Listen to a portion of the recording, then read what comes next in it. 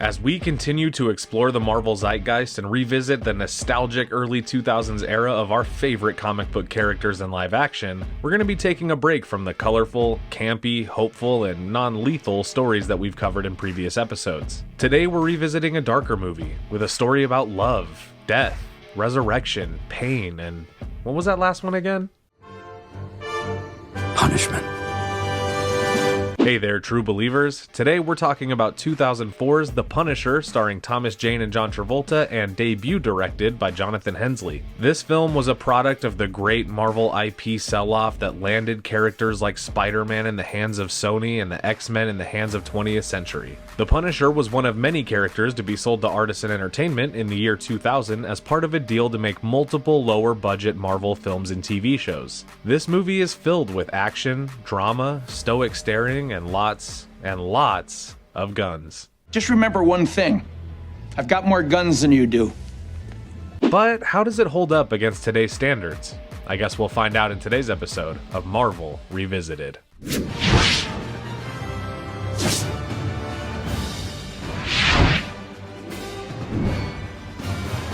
The Punisher, aka Frank Castle, is a former special ops agent whose tactical training and knowledge of self-defense and firearms are his only superpowers. Well, that and the ability to take a serious ass-kicking.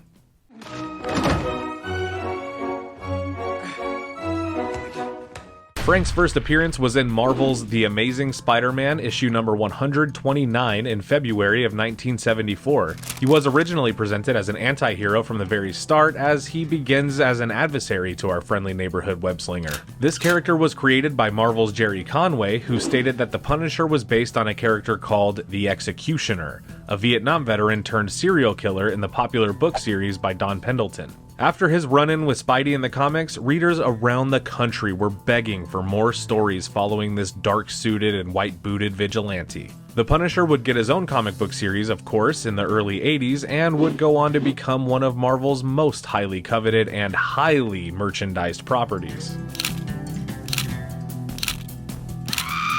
Drop a like on this video if you've seen one of these bumper stickers. Also, subscribe for the best in movie content. Okay, thanks. The Punisher was such a hit with readers, in fact, that in 1989 a live-action adaptation was made starring Dolph Lundgren with the now liquidated Carolco Productions. The movie is largely forgotten by general audiences, but considered an underappreciated gem by others. See you in hell, Castle. Dad! Tommy! The production of this movie began in 2003 after first-time director Jonathan Hensleigh signed on with a treatment for the film. The script was also written by Hensleigh, although due to the nightmarish resource cuts and constant need to reshape the script to match the film's hemorrhaging budget, the studio demanded constant rewrites to the script. It was said that Hensleigh pitched a script that would require a budget of $64 million, which was the standard amount at that time for an action movie. Get up. Wheel the money out. But he was only given a budget of $33 million.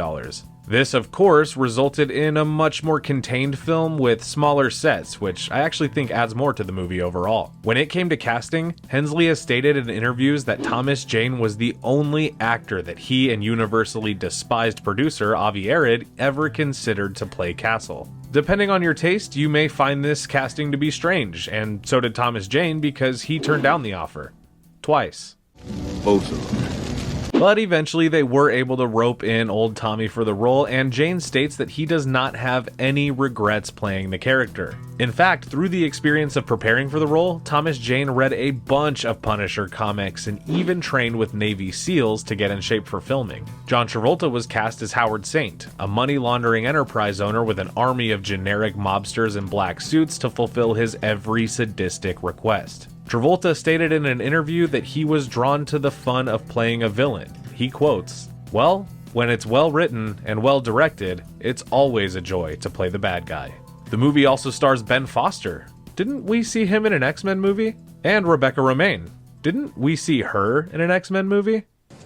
No. Okay. So, we open the movie in Tampa, Florida, with Frank undercover as a German weapons dealer named Otto Krieg. He's selling some guns on a sting operation when the arrest goes awry and causes the death of Bobby Saint, a friend to Mickey, who's buying the guns, and the son of Howard Saint, the head of a crime organization who values nothing more than his family. Frank fakes his death, and we learn that he has just completed his last mission and is now retiring to London to live his dream of being a family man with his wife, Maria, and his son, Will. Frank takes his family to Puerto Rico for a family reunion, and the movie takes a moment here to give you some levity, bright colors, and warm lighting. It's almost as if John Hensley wanted us to truly savor this moment. Because, well, from here on out, it's blood, sweat, and bullets.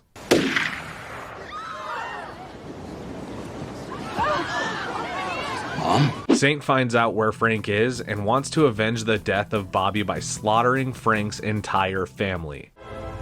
His family. His whole family. This scene is so intense even after all of these years. The body count is high, the kills offer spectacle and creativity, and the drama of the scene translates so well that you can definitely buy into the stakes of the situation. At least enough to overlook the question of how the f did no police show up during this entire shootout.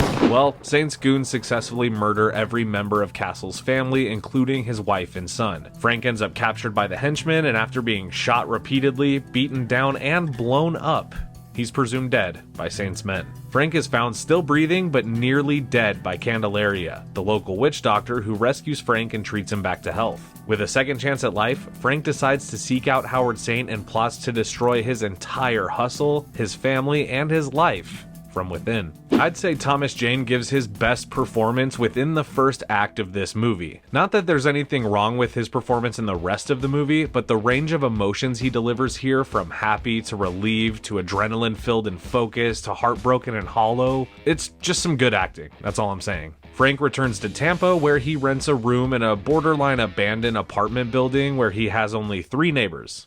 And Bumpo's the...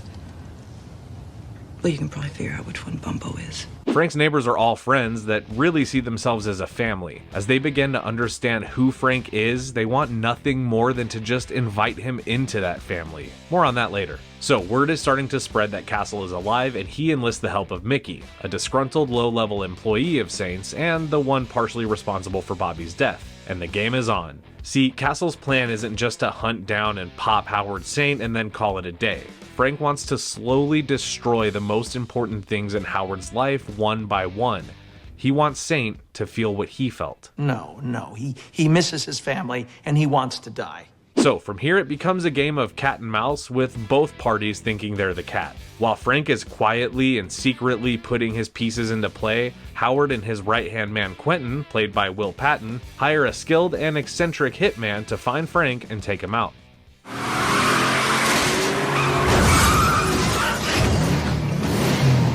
This chase and kill scene is absolutely taken right out of the early 2000s action movie handbook. It's got the feel of something out of Death Proof while also having that sweaty and gloomy Florida environment. Frank takes out the assassin in a rather gruesome way. And now with a bone to pick, Frank kicks his plan to take down the Saints into the next gear. While Howard is slowly losing control of his business, thanks to Frank, and beginning to suspect his beloved wife Livia may be having an affair with his best friend Quentin, also thanks to Frank, Frank's neighbors stage a fake emergency to trick him into having dinner with them as roommates. This is perhaps the only other scene in this movie that's even close to happy. And then...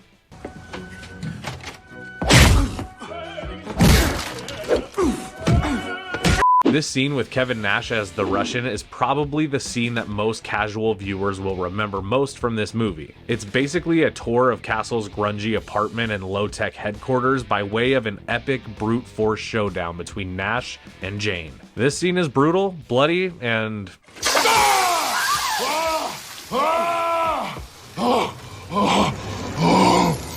Saint is beginning to get desperate after repeated attempts to have a hitman kill Frank have failed. By this point, the wheels are coming off and Saint is becoming desperate to take back control of the war with the Punisher. Saint sends his goons over to Frank's apartment, where Frank is hiding under the floor, recovering from his fight with the Russian. Dave and Bumpo have to face Saint's men in order to keep Frank's location secret, and Dave pays a very unfortunate price for his loyalty. I mean, seriously, ow. You think you know about pain, boy? You think you know about pain? In case Frank's entire family being gunned down by a gang of psychos wasn't enough motivation, Frank is now beyond ready to execute that final stage of his plan and take down the Saints once and for all. There's a nice sincere moment where Frank talks to Dave about why he protected him, and you can see Frank start to remember that there can be good in the world, even where tragedy is most apparent. You're one of us. Your family. Okay, back to the ass kicking. Frank had been secretly setting up Quentin and Livia to look like they're having an affair throughout the entire time that he's been back from the dead. He slowly planted enough pieces to cause Howard to accuse them of the affair and refuse to hear any explanation from either person. This culminates in Howard killing his best friend and wife in cold blood without any idea that they were never having an affair. Howard, Quentin was gay.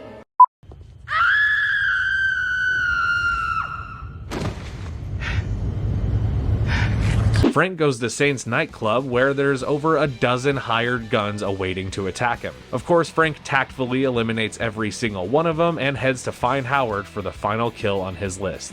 At this point, we've seen Frank fully embrace the fact that this is his sole purpose in life. He believes that the only reason for him surviving the attack in Puerto Rico was to punish those responsible. Frank reveals to Howard that he had made him kill his own wife and best friend, giving him the chance to feel the tragic struggle and heartbreak that Saint had caused Frank. And then, this happens.